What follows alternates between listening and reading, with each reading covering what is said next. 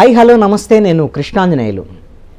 మొన్న ఎన్నికల్లో వైఎస్ఆర్ కాంగ్రెస్ పార్టీ ఘోరమైనటువంటి ఓటమి చూసిన తర్వాత వైఎస్ఆర్ కాంగ్రెస్ పార్టీని నేతలందరూ కూడా ఒక్కొక్కళ్ళగా వీడుతున్నారు.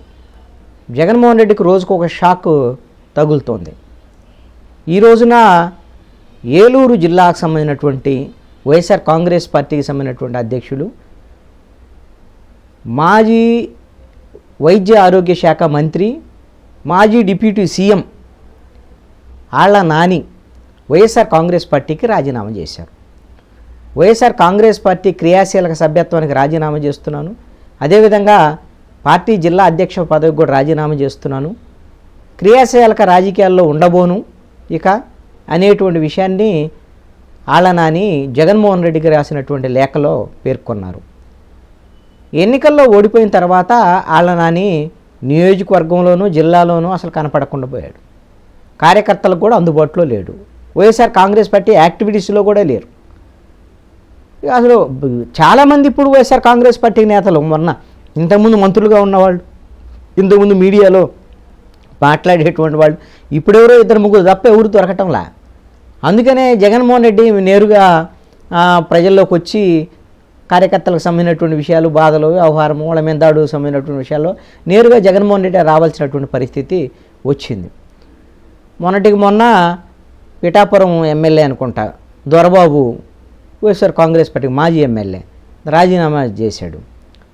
అదేవిధంగా వరుసనే రాజీనామాల పర్వం అయితే కొనసాగుతుంది. పొన్నూరు మాజీ ఎమ్మెల్యే, అదేవిధంగా గుంటూరు ఎంపీగా పోటీ చేసినటువంటి కిల్లారి రోసయ్య కూడా రాజీనామా చేశాడు. ఆయన జనసేన పార్టీలో చేరబోతున్నారు అన్నాడు చర్చ.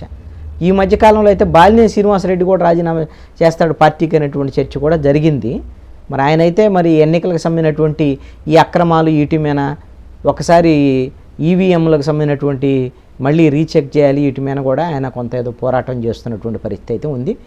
మరి వైఎస్ఆర్ కాంగ్రెస్ పార్టీలో అయితే మరి అంత క్రియాశీలకంగా బయటికి కనపడటం, ఎక్కడ మాట్లాడినటువంటి పరిస్థితి అయితే లేదు. మరి ఆయన ఉంటారా లేకపోతే జనసేన వైపు వెళ్తారో ఏమో తెలియదు. దీని మీద చర్చలు అయితే జరుగుతున్నాయి.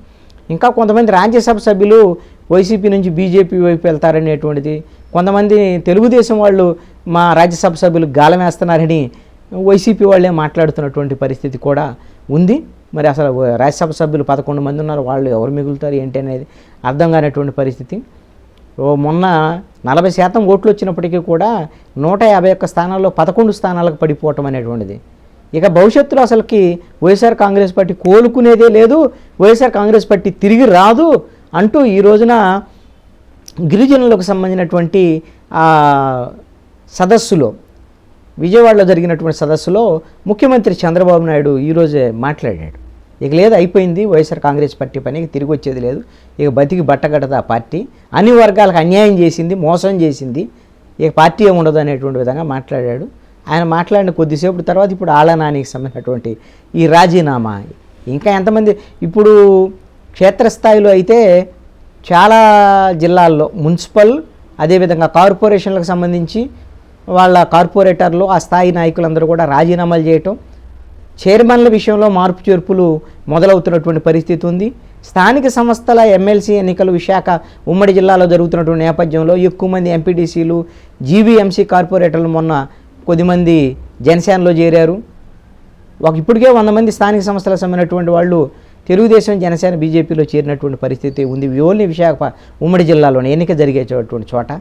ఇంకా అసలు ఏ జిల్లాల్లో కీలకమైనటువంటి నేతలు ఎంతమంది వైఎస్ఆర్ కాంగ్రెస్ పార్టీని ఈడిపోతారో అర్థం కానటువంటి అయోమయ పరిస్థితి ఈ రోజున వైఎస్ఆర్ కాంగ్రెస్ పార్టీలో నెలకొన్నది.